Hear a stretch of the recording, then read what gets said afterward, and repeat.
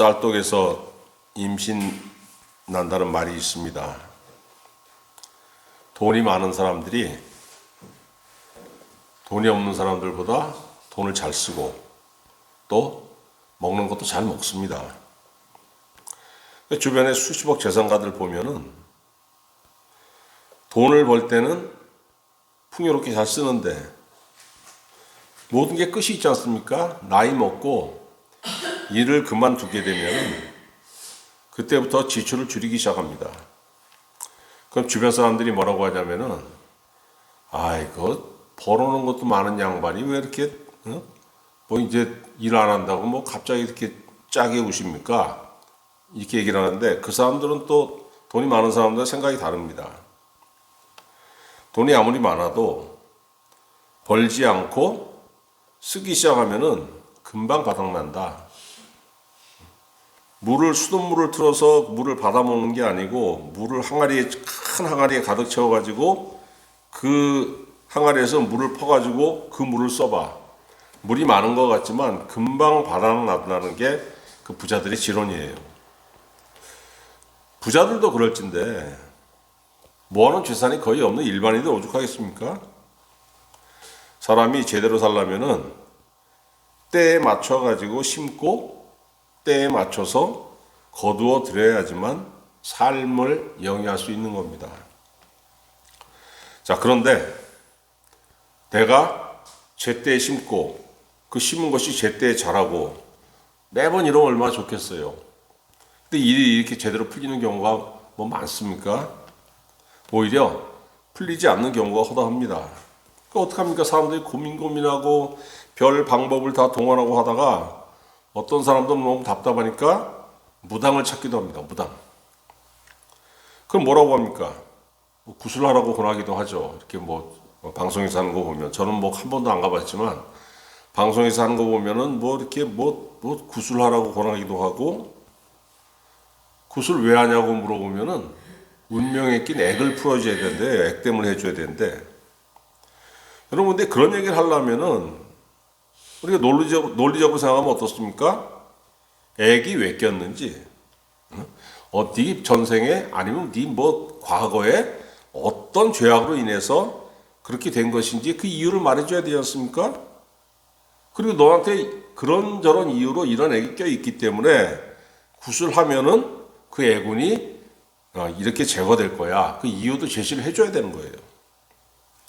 근데 이제 그런 얘기도 안 해주죠. 그냥 무작정 구슬하면은 액땜이 되고 뭐 길이 열리고 그렇게 얘기를 합니다.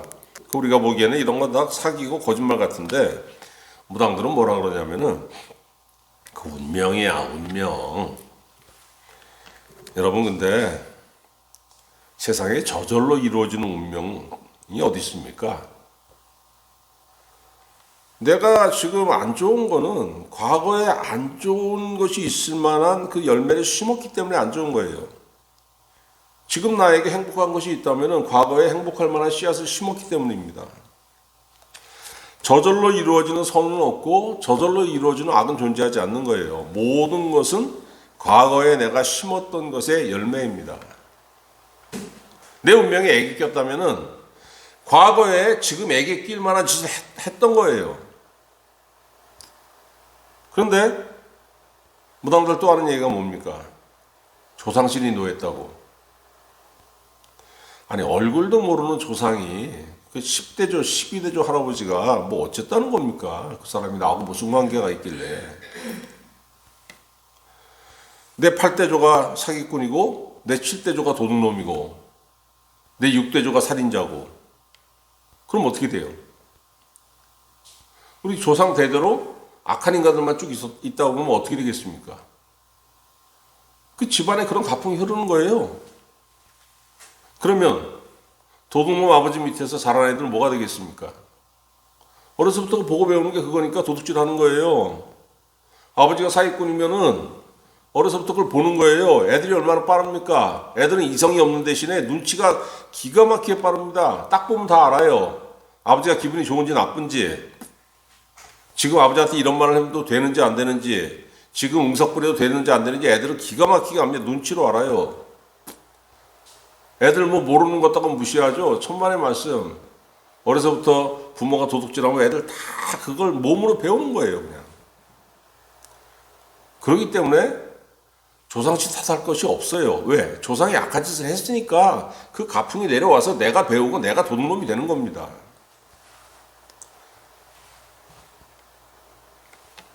저절로 뭔가가 되는 것은 없는 거예요. 여러분 한번 생각해 보십시오. 저절로 무언가가 되는 것이 있다면은 그 내 운명이 내가 과거에 심은 씨앗과 관계없이 저절로 이루어지는 부분이 있다면은 인간의 생사화복을 주관하시는 하나님이 얼마나 불공평한 분입니까? 우리 기독교 신앙인들 중에서도 그 기복신앙이라는 말을 듣는 사람들이 있습니다. 기복신앙. 기도하는 것도 복 주시옵소서, 은혜 주시옵소서. 은혜도 영적인 은혜가 아니고 그냥 물질적인 은혜부터 시작해서 뭐 내 자녀 무슨 좋은 대학 가게 해달라고, 앞길 열리게 해달라고. 1절에 뭐라고 있습니까? 오늘 1절. 너희는 자기를 위하여 우상을 만들지 말지니. 우상 숭배를 금하셨어요. 우상이라는 게 뭐 부처상도 되고 아니면 무슨 그 하나님 아닌 다른 신들을 뭐 그 형상으로 새겨놓고서 거기서 빌고 그걸 숭배하고 하는 게 우상입니다. 그런데 또 한 가지가 있어요. 뭐냐면은 하나님 보이지 않는 분입니다. 보이지 않는 하나님을 형상으로 만들어 가지고 숭배하는 것도 우상 숭배예요. 하나님이 절대로 어떤 분인지 사람이 알 수가 없습니다. 어떻게 생기셨는지. 예수님이 딱 말씀해 주셨죠. 요한복음 4장 24절에 하나님은 영이시니 예배하는 자가 신령과 진정으로 예배할지니라. 영이신 하나님은 영은 어떻습니까? 모양이 없는 거예요. 근데 사람들은 과거에 어떻게 했습니까? 이스라엘 사람들도 하나님의 모습을 만들려고 했습니다. 그래서 십계명에 보면은 하나님의 형상을 만들지 말라고 하나님께서 말씀하시지 않습니까? 출애굽기 32장 이스라엘 백성들이 아론을 통해서 하나님의 형상을 만드는데 어떻게 만듭니까? 금송아지로 만들어요. 하나님께서 나를 형상으로 만들어서 너희가 섬겨라 이렇게 말씀하시면 사람들이 보이지 않는 하나님을 어떻게 만듭니까? 내가 원하는 모습으로. 여러분 금송아지가 뭐예요? 금송아지. 금은 뭡니까? 부의 상징이죠. 송아지는 힘의 상징입니다. 힘의 상징. 이야, 나에게 힘을 주시고 나에게 그 돈을 주시는 하나님. 이런 모습으로 만든 게 금송아지예요. 그럼 신앙이 어떻게 되냐면은 내 이익을 얻으려는 수단으로 전락하는 거예요. 그래서 20장 1절을 다시 읽어보면은 우상을 만들지 말라고 하셨는데 우상을 만드는 목적이 뭡니까? 자기를 위하여 이렇게 되어 있잖아요. 너희는 자기를 위하여 우상을 만들지 말지니. 하나님을 내 이익을 얻는 수단으로 만드는 것이 바로 뭐냐면 기복신앙입니다. 3000년 전에도 그런 사람들이 있었고 그러니까 레위기에서 이렇게 금하는 거예요. 이 시대에도 있어요. 기복신앙이라고 해가지고. 그런데 성도의 운명을 결정짓는 것은 하나님한테 복 달라고 막 애걸하고 간구하고 하는 그런 기복신앙으로 복을 얻는 게 아니고 내가 과연 하나님 중심으로 사는지 하나님께서 원하시는 생각을 하는지 이게 중요하다는 겁니다. 그래서 2절에 뭐라고 했습니까? 너희는 내 안식일을 지키며 내 성소를 경외하라. 안식일을 지키고 성소를 경외하라. 하나님 중심으로 살라는 거잖아요. 그럼 왜 하나님께서 이런 명령을 주셨습니까? 이스라엘 백성들이 출애굽기에 보면은 이집트로 건너가서 어떻게 됩니까? 번성했는데 번성해가지고 좋은 주의를 누린 게 아니고 이집트에서 노예로 살았습니다. 하나님께서 모세를 통해서 이스라엘 백성들을 빼내셨어요. 어디다 넣으셨습니까? 광야 40년의 연단을 통해 가지고 가나안 땅에 넣으셨어요. 그런데 가나안 땅을 하나님께서 뭐라고 하시냐면 출애굽기 3장 8절에 젖과 꿀이 흐르는 땅이라고 말씀하십니다. 젖과 꿀이 흐르는 땅. 저는 어렸을 때 이 얘기를 들었을 때 젖과 꿀이 흐르는 땅? 야, 엄청나게 비옥하구나. 거기는 뭐 쉽겠네. 거기는 뭐 남들 노력하는 거에 뭐 10분의 1만 해도 그냥 쉽고 편하게 먹고 살 수 있겠네.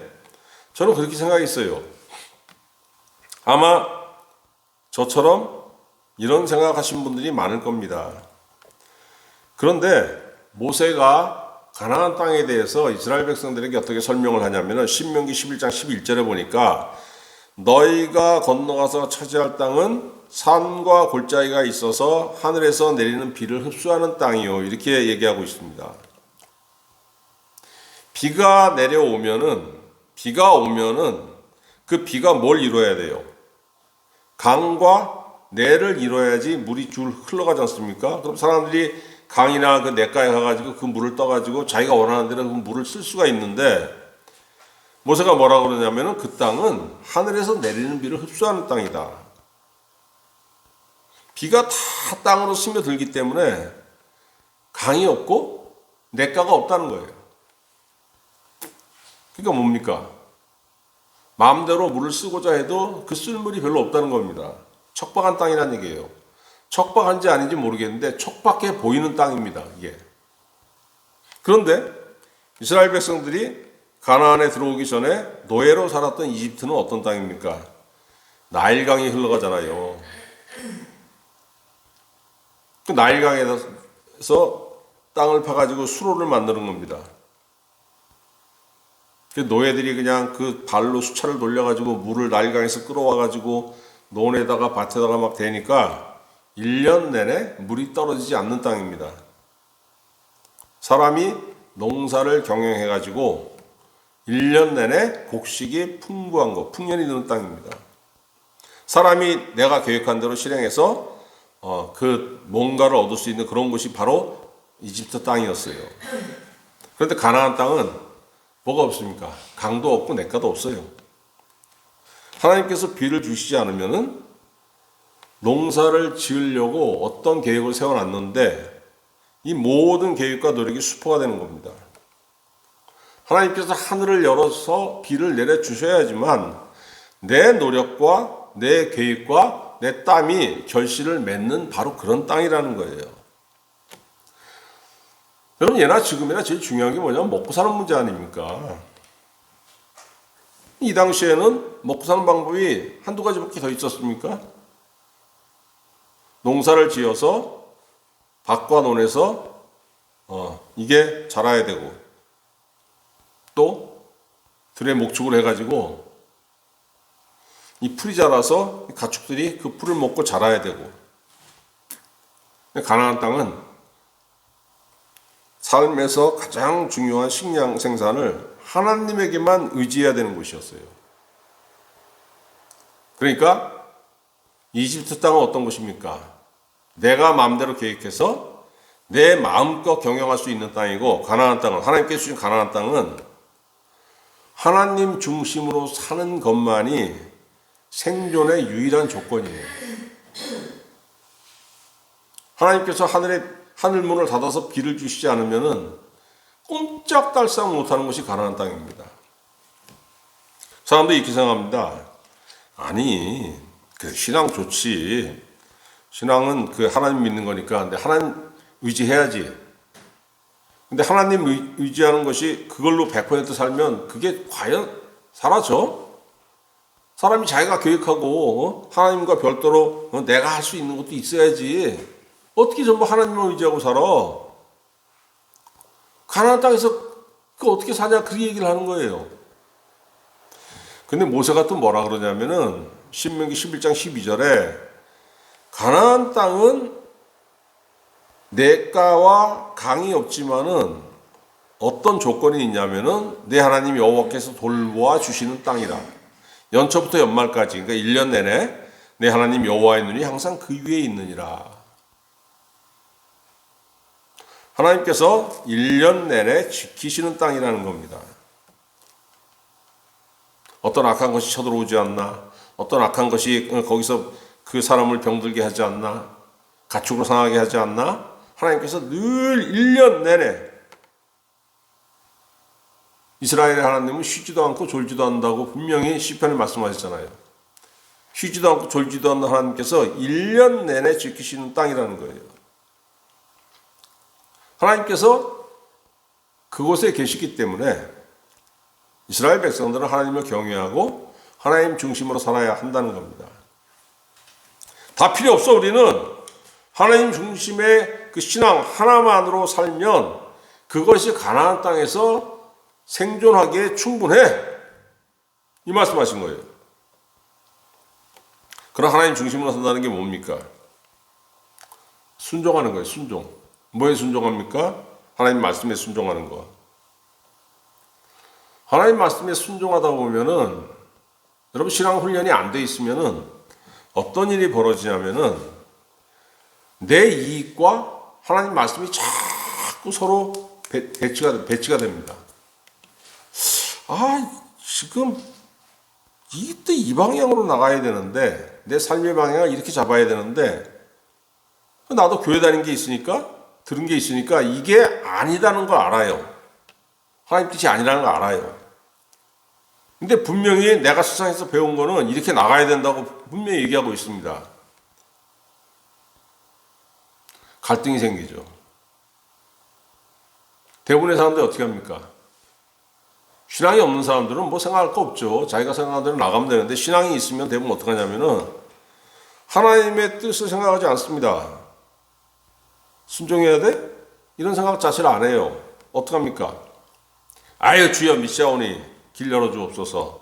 어떤 길? 내가 원하는 길. 그런데 신앙이 조금 잘하면은 갈등합니다. 이것 때문에. 정반대의 가치를 양쪽에 내 가슴에 다 담아놓고서 이렇게 하고 싶은데 하나님 이렇게 하나님 뜻은 이게 아니고 순종해야 되나? 여기서 망설여요. 왜? 순종하면은 너무나 많은 이익을 포기할 것 같은 생각이 들기 때문입니다. 너무나 많은 이익을. 저도 젊은 시절에 그런 고민들을 꽤 했어요. 당연한 거죠. 왜? 신앙이 부족하니까. 근데 60년 넘게 살아보니까 자기 이익 따라서 세상 살아간 사람이나 하나님의 뜻대로 살아간 사람이나 뭐 자기 이익 따라서 모든 노력을 다 기르는 사람이 뭐 크게 잘 사는 것도 없고 하나님의 뜻대로 그 세상의 이익을 포기했더니 그렇다고 크게 못 사는 것도 아니고 그런데 여러분 이렇게 하면 좋은데 대부분 어떻게 합니까? 고민하다가 주여 믿사오매 내 뜻을 이루어 주옵소서 하고 하나님께 들이대는 그걸로 결론을 맺는 사람들이 꽤 많습니다. 하나님 중심이 아니고 신앙생활을 하는데 내 중심이죠. 내 중심. 근데 여러분 26장 1절에 분명히 말씀하시잖아요. 너희는 자기를 위하여 신앙생활 하지 말라는 거예요. 자기를 위하여 우상을 만들지 말라는 것은 네 신앙을 너 자신의 이익의 수단으로 삼지 말라는 겁니다. 아니 하나님, 나 우상 숭배한 적 없는데요? 나 교회 열심히 다니지 않습니까? 교회 가서 기도하고. 근데 왜 자꾸 우상 숭배라고 말씀하시는 거예요? 골로새서 3장 5절. 그러므로 땅에 있는 지체를 죽이라. 곧 음란과 부정과 사욕과 악한 정욕과 탐심이니 탐심은 우상 숭배니라. 이거 얼마나 무서운 말씀입니까? 신앙생활을 하면서도 순종하지 않으니까 그 자리에 뭐가 자리 잡습니까? 순종하면 하나님의 뜻이 여기 자리 잡는데 순종하지 않으니까 탐심이 자리 잡는 거예요. 순종하고 싶은 마음 자체가 없으니까 거기에 탐심이 들어오는 거죠. 이런 신앙이 여러분 응답을 받지를 못합니다. 하나님한테. 살아가면서 이게 신앙이 자라면서 이런 것들을 버려야 되는데 버리지 못하는 사람이 허다합니다. 언제 한번 제가 얘기한 적이 있는 것 같은데, 청년 시절에 같이 신앙생활했던 그 청년부 같이 신앙생활했던 그 청년 중에 하나가 지금 무당이 돼 있는 사람이 있어요. 왜 그랬겠습니까? 살면서 탐심을 버리지 못한 거예요. 60이 넘는 나이까지. 여러분, 말씀에 순종한다는 것은 어려운 게 아닙니다. 내 생각과 가치 기준을 하나님의 말씀을 따라서 생각하는 거예요. 내가 어떻게 세상에서 이익을 볼까? 하나님 말씀해 주시옵소서. 내가 어떤 목표를 가지고 살아야 되겠나이까? 말씀해 주시옵소서. 기도하면 말씀해 주십니다. 왜? 올바른 기도 아닙니까, 이게? 그러면은 하나님께서 말씀해 주실 때 100%가 아니에요. 저절로 되는 게 아닙니다. 말씀해 주셔도 내 마음에 안 드는 경우가 있어요. 선택을 해야 됩니다. 이건 어떻게? 받아 말어. 분명히 하나님 뜻은 내가 알았어요. 받을까 말까, 받을까 말까. 표정 보면 압니다. 안 받겠다고 생각하는 사람은 얼굴이 사악하게 변해요. 받아야 되겠다. 그러면 또 기도해야죠. 하나님, 응답하신 대로 하나님 뜻대로 나아가겠나이다. 길을 열어 주옵소서. 그러면은 하나님께서 그 마음속에 뭘 보여주십니까? 어떤 생각을 가져야 되는지 차츰차츰 깨닫게 하시는 거예요. 그러면서 하나님의 말씀을 중심으로 산다는 것이 무엇인지 여러분의 삶을 통해서 하나님께서 차츰차츰 깨달아 알게 하신다는 겁니다. 깨달아 알면 어떻게 돼요? 그 삶의 방향이 바뀌는 거예요. 아는 만큼. 모르니까 못하는 거죠. 모르니까. 깨닫지 못하니까. 사람들이 왜 순종 안 합니까? 그 길로 가면은 재미가 없을 것 같아요. 그런데 하나님께서 순종하는 성도에게 복을 주시고 은혜를 주십니다. 순종 왜 안 합니까? 아유, 나는 1년 내내 흐르는 물이 넘치는 나는 이집트에 살고 싶어요. 나는 그 물을 끌어다가 내가 계획한 대로 농사도 짓고 뭐도 하고 할라요. 순종하겠다는 거는 하나님, 물이 냇가가 되어 흐르지 못하는 가나안 땅일지라도 하나님 가라고 하시면 가겠나이다. 척박해 보이는 땅일지라도 가라고 하면 가겠나이다. 갔더니 하나님께서 어떻게 하십니까? 신명기 11장 14절 여호와께서 너희의 땅에 이른 비 늦은 비를 적당한 때에 내리시리니 그 땅이라고 열매 맺지 못하는 것이 아니다. 그 땅에 딱 2차례 비를 주시는데 이른 비와 늦은 비, 파종할 때에 비를 주시고 열매 맺을 만한 때에 또 비를 주셔가지고 너희가 곡식과 포도주와 기름을 얻을 것이요.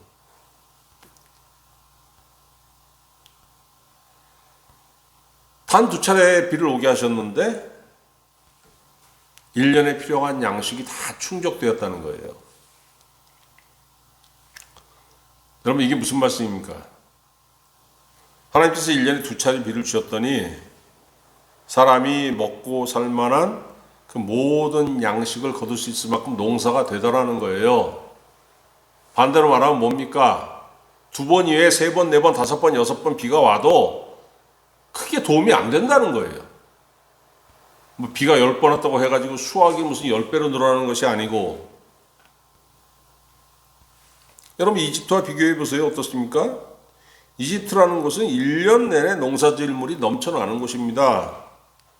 가나안 땅은 1년에 딱 2차례 비가 오는 곳이에요. 그런데 수확기에 추수하고 그걸로 1년 먹기는 여기나 저기나 매 한 가지라는 겁니다.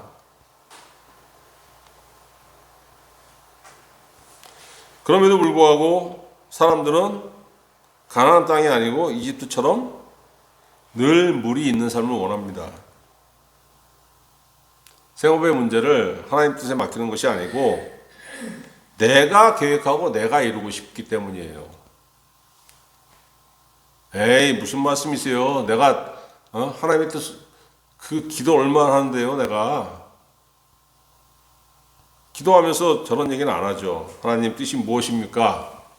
내가 하나님께서 뜻하는 곳에 그 제대로 서 있는 겁니까? 제대로 나아가고 있는 건 맞습니까? 이 방향을 수정해야 된다면 알게 없어서, 혹은 모르는 중이라도 방향이 수정되게 하옵소서, 이런 기도가 있는 것이 아니고 그냥 내가 내 눈에 선한 대로 방향을 잡고 주여 믿사오매 열어 주시옵소서 하고 막 하나님 가나안 땅에 가라고 말씀하시는데 이집트 땅이 좁사오매 그곳에서 내 길을 열어 주옵소서, 이런 기도하는 사람도 많지 않습니까?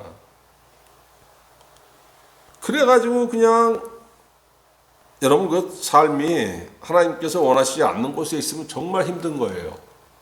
땅에서 금은보화 수는 있을지라도 있겠죠. 그 삶이 얼마나 힘든 줄 아십니까? 그러니까 내가 막 남들은 하나님 뜻에 그 순종하는 사람은 70, 80 정도의 에너지만 쏟아부어도 될 일을 나는 이곳에서 그냥 100, 150, 200의 에너지를 쏟아붓고 그다음 어떻게 돼요? 다 쓸데없는 곳에 그냥 다 그 에너지들이 허비되고, 인생의 그 마지막을 사는 사람들, 생이 얼마 안 남은 사람들이 그 자기 인생을 회고할 때 얘기하는 거 보면은 항상 하는 말들이 있어요. 왜 좀 더 베풀지 못했을까? 왜 좀 더 너그럽지 못했을까? 왜 나는 그렇게 이익에만 눈이 멀었었나? 지금 와서 생각해보면 다 포기해도 될 만한 일들인데, 그랬으면 누구한테 좀 더 잘해줬을 텐데, 그랬으면 저 사람하고 원수가 되지 않았을 텐데, 그랬으면 내 친구들이 더 많았을 텐데,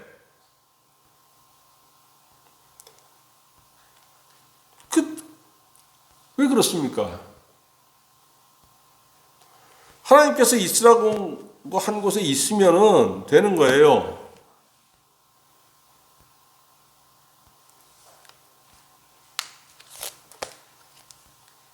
근데 뭐 생이 1, 2년밖에 안 남은 시점에 그거 깨달아봐야 그 무슨 소용이 있어요.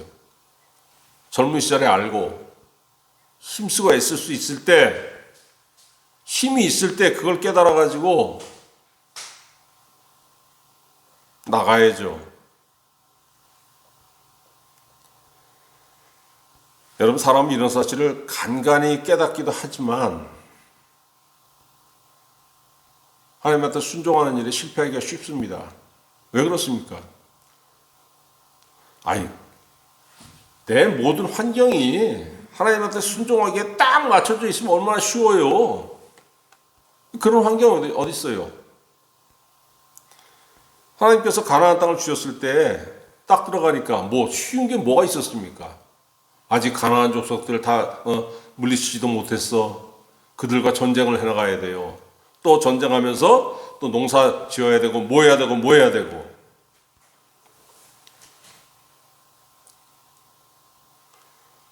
원망을 하는 겁니다. 하나님, 왜 이렇게 나는 더 힘들어야 됩니까? 서양 사람 하는 거하고 똑같이 하고 거기 하나님 경외하는 거 더 해야 되는데 당연히 힘들 수밖에 없죠. 여러분, 우리 세상 법칙 아시죠? 에너지를 쏟으면 쏟을수록, 노력하면 노력할수록 가장 딱 맞는 그 속담이 있잖아요. 인내는 쓰고 열매는 달다. 하나님 경외하는 것이 있으면은 하나님께서 갚아주신다는 거예요.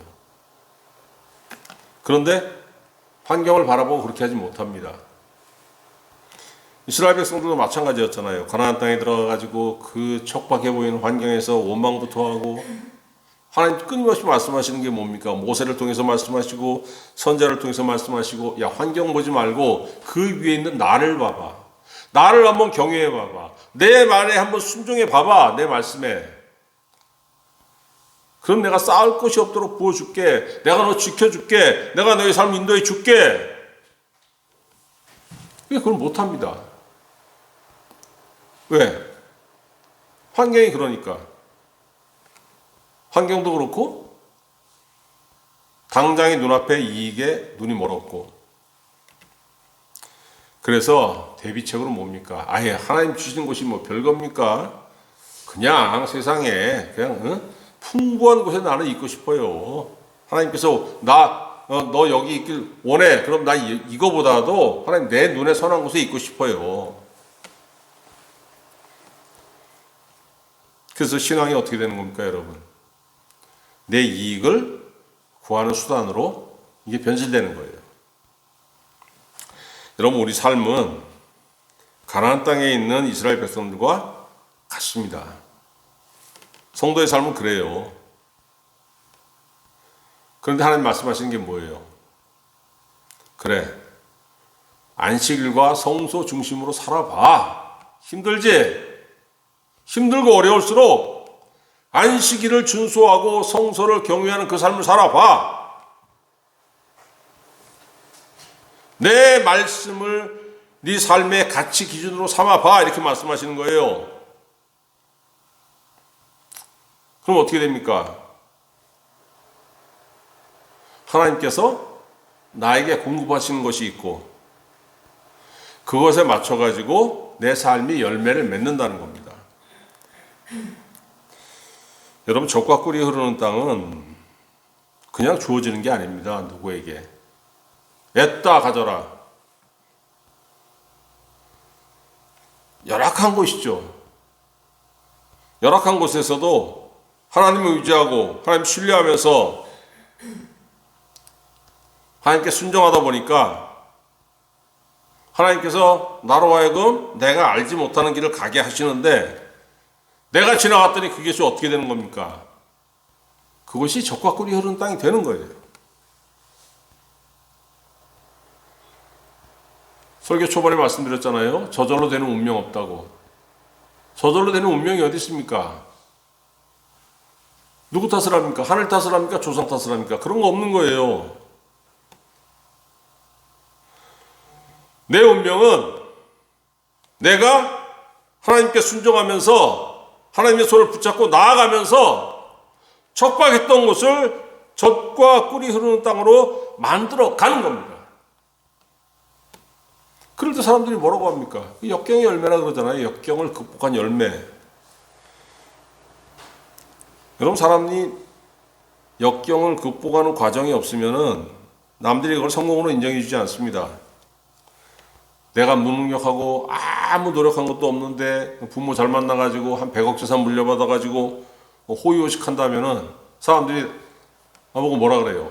재수 좋은 놈이라고 얘기는 할 수 있지만 성공한 사람이라고 얘기하겠습니까? 그 인정해 주지 않는 겁니다. 사람도 인정 안 해주고 하나님도 인정 안 해주시고. 하나님 바라시는 게 뭡니까? 나한테 순종해봐. 삶이 힘들다고 포기하지 말고 자꾸 이집트로 도망가려고 그러지 말고 순종해봐. 내가 너와 함께 할게. 내가 너를 인도할게. 너 있는 것이 젖과 꿀이 있는 땅으로 되게 만들어 줄게. 여러분, 구약 성도들에게 하나님께서 약속하신 게 뭡니까? 내가 너와 함께 할게. 우리에겐 누가 약속해 주셨습니까? 예수님 말씀해 주셨잖아요. 마태복음 8장 20절. 볼지어다 내가 세상 끝날까지 너희와 항상 함께 있으리라. 여러분, 2000년 전에 저희들에게 하신 이 약속이 지금도 그렇고 앞으로도 그렇고 영원히 유효하다는 거예요. 이게 무슨 말씀입니까? 내 삶이 끝날 때까지 이 약속이 떠나지 않는다는 겁니다. 히브리서 13장 8절, 예수 그리스도는 어제나 오늘이나 영원토록 동일하시니라. 아멘. 여러분, 내가 처한 환경이 지금 안 좋아도 나와 함께 하시는 주님, 나와 함께 하시는 하나님께 순종할 때에 하나님께서 철따라 비를 주셔가지고 그것이 풍성한 수확을 얻는 것이 되게 하신다는 거예요. 성도는 하나님의 말씀에 순종하고 하나님의 말씀을 삶의 기준으로 삼아야 한다는 겁니다. 그럴 때 하나님께서 여러분과 저의 삶의 터전을 적과 꿀이 흐르는 낙원으로 변화되게 해주신다는 것이 오늘 말씀의 약속입니다. 이 은혜가 여러분들의 삶에 충만하시기를 우리 주 예수 그리스도의 이름으로 축원합니다.